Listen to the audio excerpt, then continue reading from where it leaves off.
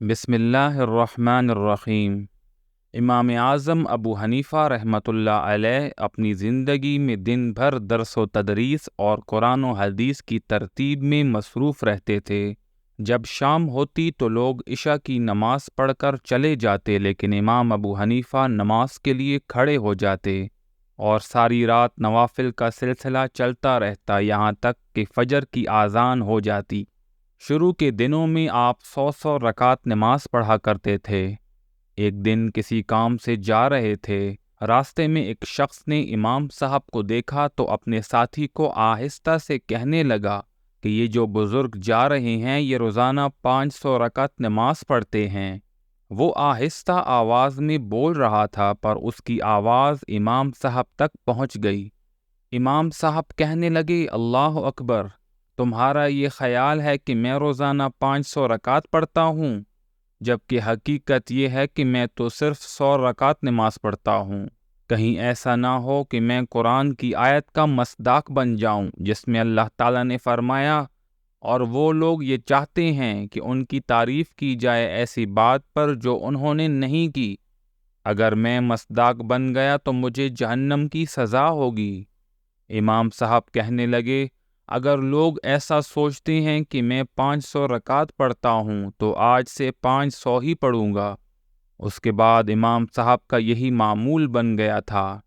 اسی طرح ایک اور شخص نے کہا کہ یہ بزرگ روزانہ 1000 رکعت پڑھتے ہیں، تو امام صاحب نے کہا، لوگ میرے بارے میں ایسا سوچتے ہیں، حالانکہ میں تو 500 رکعت پڑھتا ہوں، لیکن میں نے اللہ کو جواب دینا ہے، لہٰذا آج سے 1000 رکعت پڑھوں گا۔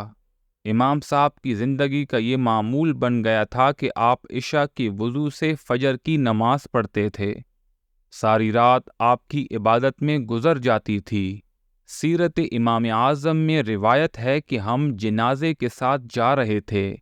جنازہ ایک سید کا تھا۔ جنازے میں کوفہ کے اعلیٰ لوگ موجود تھے۔ سب جنازے کے ساتھ چل رہے تھے کہ جنازہ اچانک رک گیا۔ لوگوں کے پوچھنے پر پتہ چلا کہ لڑکے کی ماں بے تاب ہو کر گھر سے نکل پڑی ہے۔ عورت شریف خاندان سے تھی۔ اس میت کے باپ نے آواز لگا کر کہا کہ واپس لوٹ جاؤ، لیکن اس نے انکار کر دیا۔